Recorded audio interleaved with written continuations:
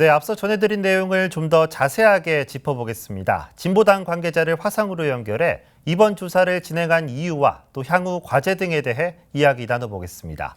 진보당 강서구위원회 이미선 위원장입니다. 안녕하십니까? 네, 안녕하세요. 네, 먼저 이 서울의 구청장들과 시의원, 또 구의원들이 소유하고 있는 이 부동산에 대한 조사를 왜 하게 됐는지부터 여쭤보죠. 어떤 목적이 있습니까? 네, 지난 3일 LH 직원의 땅 투기 사태는 국민들의 분노를 들끓게 했었는데요. 이후 LH뿐만 아니라 인근 지역의 지방의원들도 땅 투기를 했다는 사실이 드러나면서 공직사회 전반에 대한 불신으로 이어지고 있습니다. 그 과정에 민주당, 국민의힘 국회의원 전수조사 결과까지 발표되면서 윤희숙 국민의힘 국회의원 사태까지 이슈가 되고 있죠. 네, 공직자 부동산 투기 근절로 국민의 신뢰를 회복하려면 국회의원보다 감시와 견제가 덜한 지방자치단체장과 지방의원들의 부동산 전수조사부터 진행되어야 합니다. 이에 진보당에서는 공개된 자료인 정부 반보와 서울시보 등으로 구청장, 시의원, 구의원의 부동산 재산을 분석해 보게 되었습니다. 네, 그 불신과 신뢰 회복이라는 말이 귀에 박히는데요. 이번 조사 결과에서 이 주목해야 할 부분이 편법 증여와 또 투기 정황, 그리고 재임 기간 중에 주택이나 농지를 매입한 부분일 듯합니다. 이 편법 증여와 투기 정황은 앞서 기사에서도 알아봤고, 이 재임 기간 중에 주택이나 농지를 매입한 사례를 한번 짚어주시죠. 네, 그 2020년 재산 공개 만으로 분석한 것이라 한계가 있음에도 불구하고 공직 생활 중에 주택을 추가로 구매한 공직자도 있었고요. 갭 투기, 개발 지역 투기가 의심되는 사례도 있었습니다. 특히 농지와 관련해서 큰 이슈가 되고 있는데요.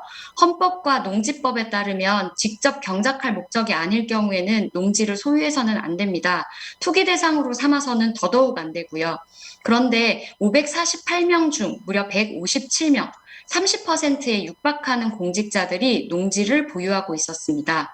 더 구체적인 사례들은 진보당에서 어제 발표한 서울 25개구 구청장 및 지방의원 부동산 재산 분석 결과 보고서를에서 확인하실 수 있겠습니다. 네, 그 말씀대로 30%면 굉장히 많은 수치인 것 같은데요.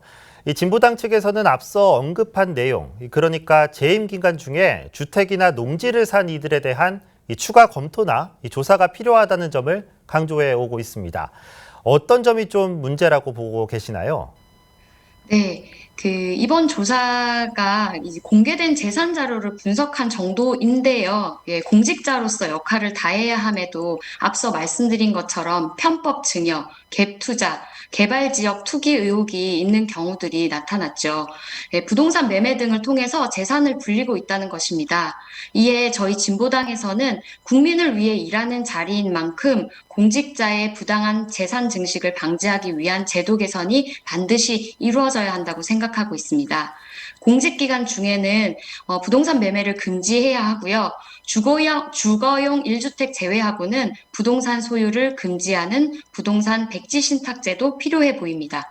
그리고 공직자 윤리법을 개정해서 공시 가격을 올리는 것이 아니라 시세대로 신고하게끔 해야 합니다.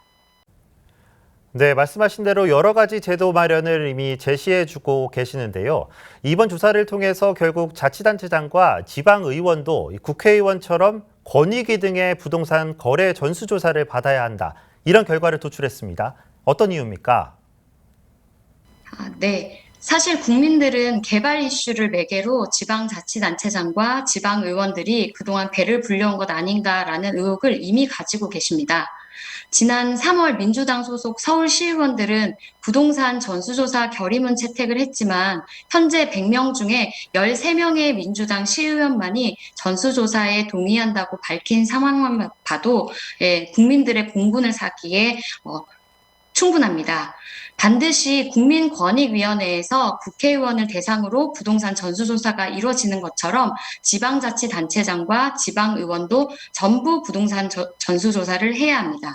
의혹이 있다면 해소하고 앞으로 LH 사태 같이 정보를 취득해서 사적 이익을 취득하는 행위는 없도록 근절해야 할 것입니다.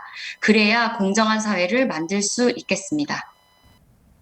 네, 그 오해가 있으면 해소해야 한다. 또 의혹을 해소하고 불신과 신뢰 회복에 힘써야 한다는 말이 인상적입니다. 네, 오늘은 여기까지 듣겠습니다. 감사합니다. 네, 고맙습니다.